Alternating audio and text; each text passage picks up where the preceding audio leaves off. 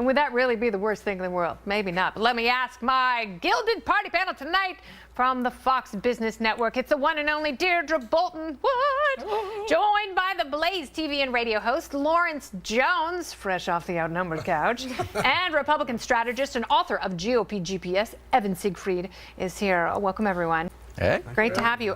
Deirdre, I will start with you. So Steve Bannon is now emboldened to go into all these primary races, He's ready. Talk to his friends with money, and run candidates that are going to run against the establishment. What will it do to the party? Yeah, it's a revolution, although I think it could also be a remake of Mean Girls, right? I mean, he's the ultimate frenemy of Donald Trump, so he's fighting against Trump. Yeah. Right? But then He did in this race, but tried to bill it as, no, this is really the Trump. This is really for you. Yeah. This is the inner Trump, so deep down you don't even know. And at the same time, still working with him, apparently, still on phone calls, still strategizing.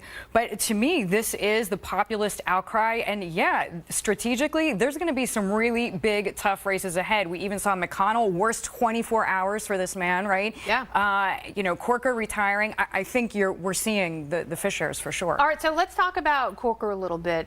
This is the Tennessee senator who was friends with Donald Trump, but then came out and criticized him after Charlottesville, and now he says he's not going to run for re-election. What does that mean? Is that a direct follow-through from the Moore victory in the Alabama runoff? Yeah, I don't know if it's that much, but I think some of these politicians are just sick of it, and some of them are just willing. I would compare him more of like a Senator Snow. He was one that wanted to compromise, and he realizes that the country is going a different direction. I would push back on the whole Bannon thing, because I think it's more than just Bannon. We're talking about the Sarah Palins of the world, that populist movement, and I do believe that they still have the base of the party right now. And so they realize, a person like Bannon realizes that they really start to pick them off one by one in the White House. But now he can put people that are in the Senate or the House of Representatives that can make direct changes from another branch of government. Well, so I and think now that's what he's trying to do. Yeah, and now that Bannon is sort of unshackled from the ethical rules of working in the White House, and he knows how the sausage is made from the inside out, now what happens? Now we're seeing more and more further right candidates come out and challenge sitting senators and members of the House. Will they be successful? And I think some will be successful, absolutely. Look at Kelly Ward, who is giving fits to Jeff Flake and putting Jeff Flake in danger. But this is a gift to Democrats.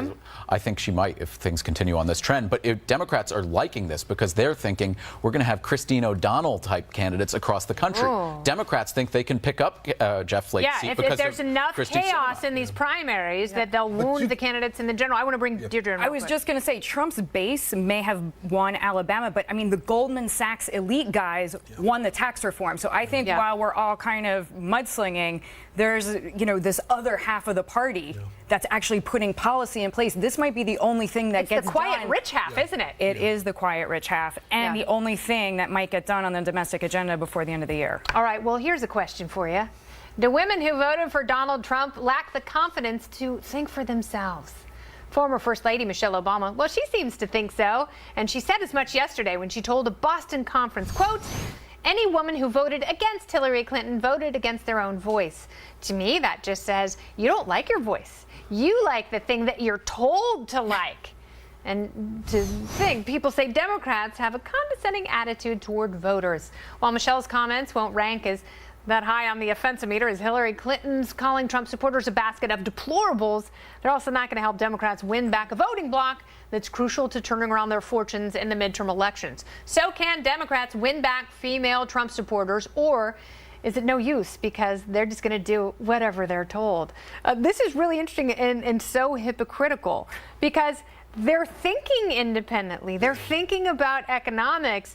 And to say that you only voted for someone because someone else told you to vote that way, can you imagine anything more off-putting? I know, it's so self-righteous, too. Like, it's like you have to as a woman because you can't think freely. This is your voice. I'm telling you what your voice is and how to vote. And it kind of struck a nerve for me because I feel like this is exactly what the Democratic Party does to black people as well. You have to work for us. You have to vote for it because there's no other option that of people that's going to work for you. And I think that quite frankly, voters are getting tired of it because they're not seeing results. They're not reaping benefits for voting for Democrats. And I think the party has to have a real self-evaluation and say, what are we doing for the people? It's not just about us, it's about the people. Yeah, and what are we doing for individuals? Yeah. Not just women, but individuals. Yeah. Stop looking at people just based on their gender or just like slapping the stickers. Yeah, exactly. I mean, that's talk about oversimplifying. Yeah, Democrats like to put people in little boxes and say, okay, we need to have this many Latinos turn out for us, this many African Americans, this many whites, etc. But if you hear what Democrats have said for years and why many voters who voted for Donald Trump are turned off by Democrats, it's because of the condescending nature and attitude taken by Democrats. Oh, they're just voting against their own self-interest because they don't know any better. Yeah, and someone told them to if vote you're trying to bring somebody over and win them over in political or dating or friendship, good idea. Well, maybe that's why Michelle Obama isn't running anymore. I hate your shoes, but I'll still have an abusive relationship. So, Deirdre, you're a woman. A woman? Let's stretch it all out. I just think it's about a branding exercise. If I were working for the Democratic Party, I would say, could the people who are now out of office or attached with previous bygone errors just be quiet and let the new stars just for come a little bit? Because not forever. You can come back and do stuff and make movies.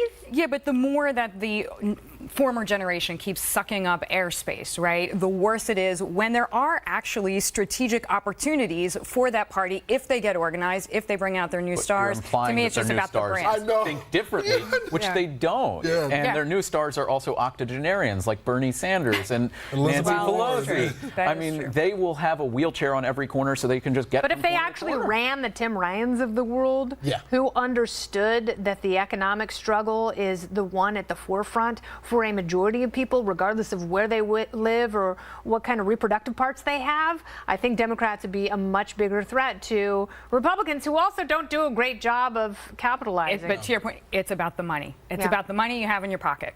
That's right. And I want some more of yours. And yours.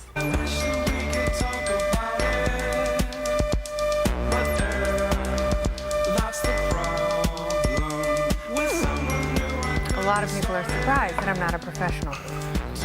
Welcome back. President Trump defending his criticism of the NFL players kneeling during the national anthem. The president told Fox and Friends this very morning he believes team owners are afraid of their players. Watch. The NFL cannot disrespect our country. I have so many friends that are owners, and they're in a box. I mean, I've spoken to a couple of them. They say, we are in a situation where we have to do something. I think they're afraid of their players, you want to know the truth. And I think it's disgraceful. Well, an NFL spokesperson responded to the president's comments during a conference call today, stating, quote, I believe there was a statement our owners are afraid of our players, and owners requested intervention by political leaders to kick this off. Those statements are not accurate. If NFL owners have no fear, is it in their best interest to tell players to get off their knees and get back in the game? Look at this wonderful party panel. They are back to delight your night. Deirdre Bolton, Lawrence Jones, and Evan Siegfried. Deirdre, as our resident business expert, so much of this depends on the bottom line. The money. Yeah. JP Morgan put out a note to clients saying, hey, if you want to make some money from this controversy, short CBS stock. Wow. So that went around, not so publicly, but among their institutional clients. So, yes, Wall Street is even paying attention and trying to figure out, CBS, sort of the bellwether, right, for the NFL season. Yep. Listen, I think football may have had a PR issue with the numerous concussions and all these issues building up. But I do think that, of course, President Trump will point to any sort of decrease and say, this is the reason why. It's interesting. So the president is being a forceful leader as the head of the country. And in some ways, he's totally within his bounds to express his thoughts and his free speech. But in other ways, I think he goes a little bit too far. But there's another leader that we haven't heard appropriately from, and that's Roger Goodell. And as Deirdre points out, it's not only about kneeling before the national anthem, it's about concussions and domestic violence and murder. Yeah, Goodell is kind of coward. That's just who he is. He doesn't really get involved with this stuff. He's not the best PR person. He kind of shoves it down to the coaches, and then the coaches have to deal with it. But he's supposed to be the representative of the league. That's what they pay him to do, which is probably why Jerry Jones is disputing his raise right now. But I would push back on the president because I believe that he has a right to say this. I think that that he jumped the gun when he told them to fire the players. And then the SOB comment as well, because it's a private business. And when you have the commander-in-chief, the leader of the free world, given a command for a private business, he should know as a businessman, you never step in on somebody else's business and give this command. It's like somebody going to Trump Tower and say, fire all the bell people and the restaurant workers. I tried that. They kicked me out. All right, so here's another comment from the president. He said, the NFL cannot disrespect our country. They cannot disrespect our flag or our national anthem, and they can't have people sitting down or kneeling during our national anthem, or else what? Or else, I mean, it's a business decision. People have every right to go out and not pay attention to the NFL. Yeah, but the president is saying this, that they cannot disrespect our flag or our anthem. And that appeals to his base, and it has distracted from a pretty bad week for him with Luther Strange's loss and Graham Cassidy going up in flames. And I think a lot of NFL owners, though, I think the president is a little bit correct here, where he talks about how NFL owners feel boxed in. They are looking at their bottom line, too, because if they stood up to certain players, you would see players not want to play for them in the future. And that's a long-term problem where they couldn't put a viable team on the field. Who wants to be the New York Jets of the rest of the NFL? The Cleveland Browns.